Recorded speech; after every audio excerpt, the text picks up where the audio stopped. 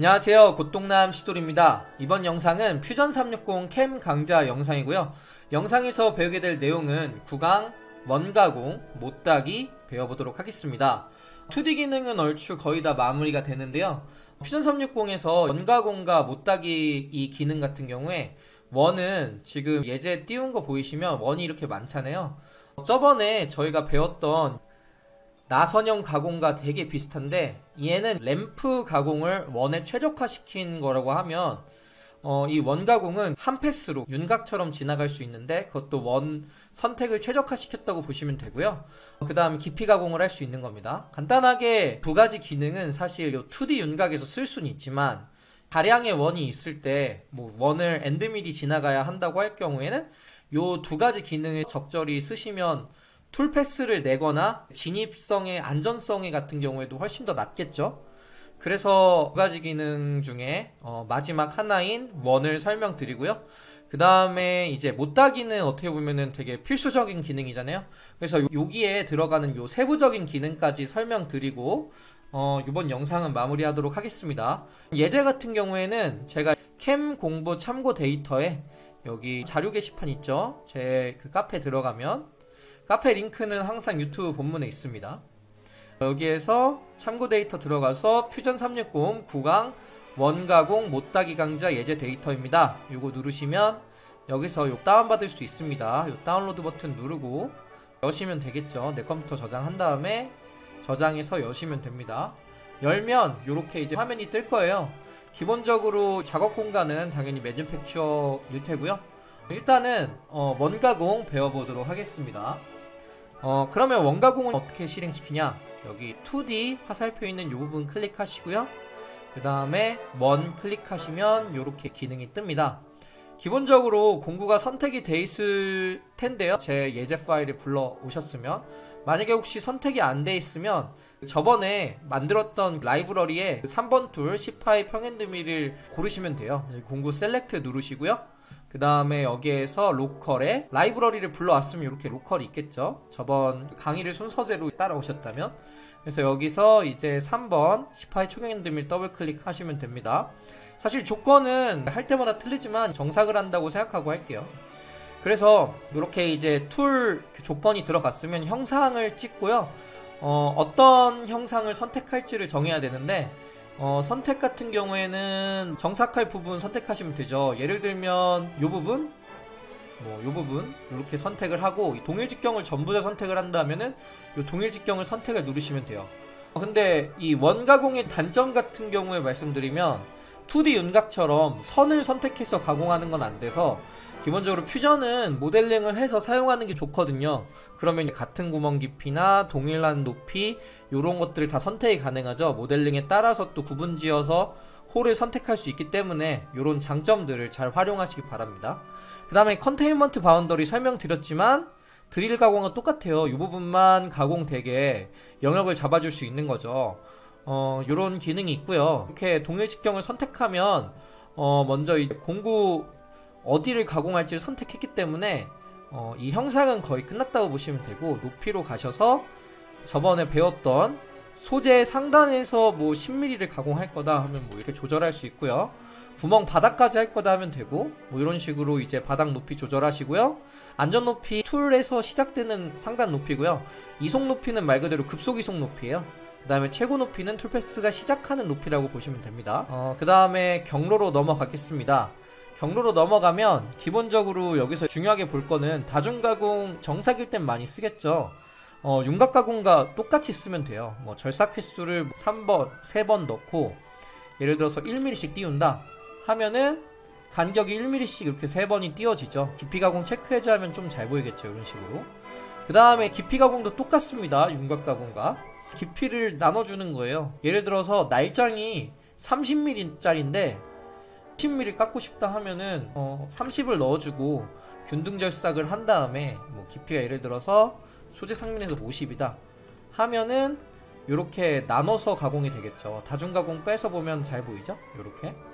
요렇게 실제로 50mm를 25mm씩 나눠요. 30을 넣었지만 뭐 이런 식으로. 근데 여기서 빨간불이 들어오는 이유가 뭐냐면 제가 공구 설정한 요 10파의 평엔드 밀이 날장에 문제가 있다는 거예요. 보시면 공구 날장이 25mm잖아요.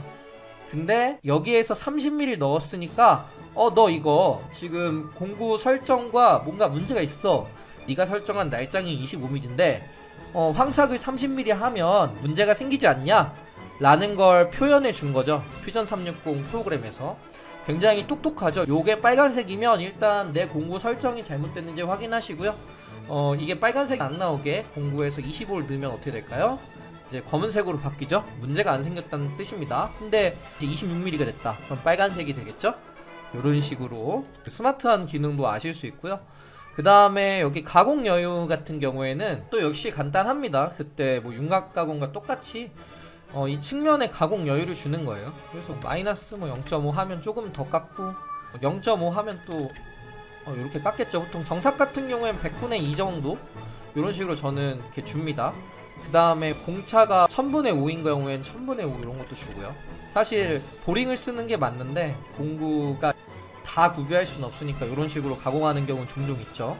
이런 식으로 일단 쓰시면 되고요. 그 다음에 여기 진입 뽑기, 요것도 사실 그때 링크에서 링크 영상을 따로 첨부해 뒀으니까 크게 설명은 안 드리지만 수평은 여기고요.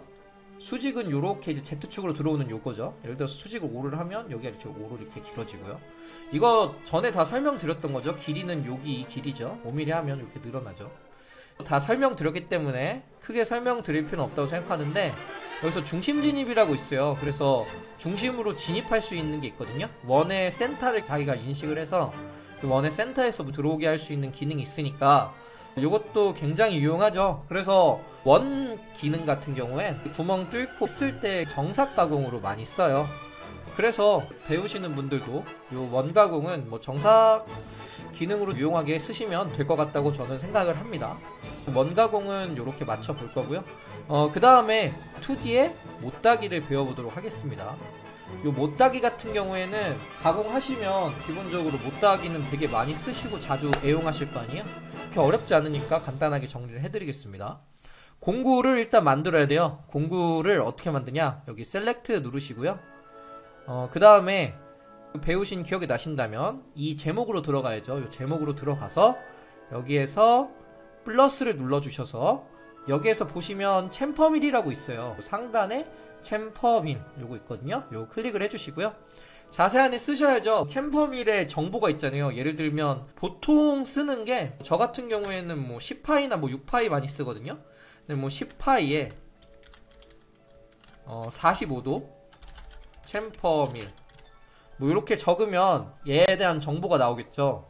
그럼 통 45 같은 경우에 팁을 쓰시는 분들은 요대로 팁 직경이 요 부분이거든요. 요 부분을 넣어주시면 되는데 저는 그냥 통짜를 써요. 그럼 팁 직경을 여기 0을 넣어야죠. 그럼 오른쪽에 요 표시가 되죠. 그 다음에 실제로 10파이니까 45도인 거 확인하고 날 길이는 사실 뭐 여기까지 안 쓰죠. 그냥 여기까지만 적어줘도 될 것 같은데 공구 날 길이는 그러면은 당연히 이게 45도기 때문에 5mm로 정해주면 날 길이가 이렇게 되겠죠. 사실 챔퍼밀이 여기도 살짝 날이 있긴 하지만 이렇게 정해주면 될 것 같아요. 날개수는 저는 보통 챔퍼밀 같은 경우에 2개를 많이 씁니다. 그래서 날개수 2개로 맞춰주고 보통 초경 쓰니까 초경으로 재질 맞춰주고 홀더 뭐 하나 정해줄게요. 홀더 하나 여기 인치 말고요. 여기 밑에 가서 이 친구로 정해주고 그 다음에 퍼팅 데이터 요거는 소재마다 틀리지만 저 같은 경우에 10파 해가지고 하면은 3000rpm에서 3500 정도 넣어요. 그래서 저는 3000 넣겠습니다. 그 다음에 절삭이송 속도는 빠르다고 뭐 이제 좋은 게 아니라 챔퍼는 한 번 진화하고 많은 거라 저는 600에서 800 사이로 넣습니다. 600 정도 넣고요. 그 다음에 램프 진입 속도 요것도 그냥 600 통일해서 넣습니다. Z 이송 속도도요.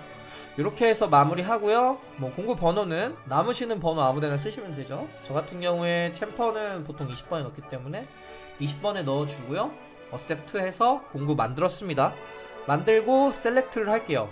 그러면 공구 조건이 다 들어갔죠. 이 상태에서 형상을 들어갑니다. 형상을 들어가서 윤곽을 선택을 해야 돼요. 연습할 부분은 요 부분과 요 부분을 챔퍼해보는 거 할게요. 기본적으로 이 스케치가 선택에 방해가 되는 것 같으니까 왼쪽 브라우저에 스케치를 잠깐 이렇게 눈을 클릭해서 숨겨보도록 하겠습니다. 이 눈을 클릭하면 켜졌다 꺼졌다 하죠. 이 상태에서 이 부분과 이 부분만 선택을 해야 되는데, 여기는 그냥 클릭하면 한 번에 클릭이 되는데 이쪽 부분은 전체가 다 선택되죠. 이럴 때 어떻게 하라고 했는지 기억나시나요? 아마 윤곽가공에서 배운 게 기억이 나실 수 있는데요. 여기 한번 클릭하고요. 한 번 더 클릭을 한 다음에 열린 윤곽으로 만들어 주시면 열린 윤곽으로 잡힐 수 있어요. 이 상태에서 여기 클릭해줘도 되지만 여기를 클릭하면 자동으로 이 사이가 잡히기 때문에 이렇게 클릭하고 플러스 눌러주시면 이렇게 이제 선택이 됩니다. 이 상태에서 연장을 하실 거면 여기 적선 연장거리 윤곽 기능과 똑같죠. 연장하시면 되는데 굳이 할 필요 없어요. 못따기에선 이렇게 내가 가공할 부분만 선택하고 넘어갑시다. 그 다음에 이 높이도 건드려주지 마시고요. 혹시 이속 높이나 요런 안전 높이가 걱정되시면 요 두 개만 높여주시면 되고요. 나머지는 건들지 않고 넘어가겠습니다. 그 다음에 경로로 갈게요. 공차는 100분의 1 그대로 두시고요. 정사 겹치기 굳이 쓰지 않습니다. 그래서 이거 넘어갈게요. 그 다음에 여기 못따기 폭, 끝옵셋, 그 다음에 못따기 여유, 요게 좀 중요한데요. 이게 무슨 내용인지를 일단 알아야 돼요. 그림판으로 한번 설명을 드릴게요. 지금 저희가 여기를 가공을 한다고 가정을 했을 때 이 부분에 챔퍼밀이 들어갈 거 아니에요. 그래서 이 하단에 여기가 들어가는데 여기에 이제 부딪힐 거 아니에요. 처음에 들어갈 때, 진입할 때 이거 0을 넣으면 최대한 3D 모델링에 입각하여 여기를 붙여서 가공이 들어가요. 최대한 안 먹으려고 열심히 노력하면서. 그러니까 이게 0을 넣으면 좀 불안한 거예요. 여기 벽에 부딪힐까봐. 요 벽에 부딪힐 수도 있잖아요. 그럼 이렇게 파먹으면 좀 그렇잖아요. 요거에 대한 여유값을 주는 게 요 벽. 상단 부분은 이 못따기 여유와 아무 관련이 없는 거죠. 그러니까 여기 요 상단 부분은 네모로 할게요. 요 상단 부분은 못따기 여유와는 관련이 없는 그런 기능이에요. 여기 이 하단 부분에 요 부분에 부딪히지 않기 위해서 여기를 거리를 띄워주는 게 요 못따기 여유라는 기능이고요. 이해되시나요? 이 못따기 폭은 못따기 얼마나 줄지, 1시 줄지 2시 줄지 결정하는 거고요. 끝옵셋은 뭐냐? 이 끝옵셋이 사실 가장 못따기에선 중요하다고 보는데, 예를 들어서 끝옵셋이 0이면 요 중간에서 들어가요. 중간에서 들어가면 이런 뾰족한 공구 같은 경우에 어떻게 될까요? 생각을 간단하게 해보시면 여기가 끝이 뾰족하면 공구 손상이 심하겠죠. 그래서 못따기 공구가 예를 들어서 끝옵셋을 0으로 줬을 때 45도 챔퍼밀의 기준에 요런 공구가 있는데 요거를 이제 여기서 이렇게 깎는다 하면은 여기에 끝에서 들어가기 때문에 여기 끝날이 폭 깨지겠죠. 근데 얘 못따기 이 끝옵셋을 1mm를 줬다 하면은 여기서 1mm를 상하로 뭐 1씩 띄운 상태에서 여기서 가공이 돼요. 여기서 깊이가 1mm가 들어가기 때문에 1C가 들어가는 거죠. 그래서 이 끝을 남길 수 있어요. 간단하게 말하면 이 못따기 끝옵셋을 안 주면 요 중심에 들어가고 주면은 요렇게 들어간다는 거예요. 1mm 띄워서 요렇게 나가는 거예요.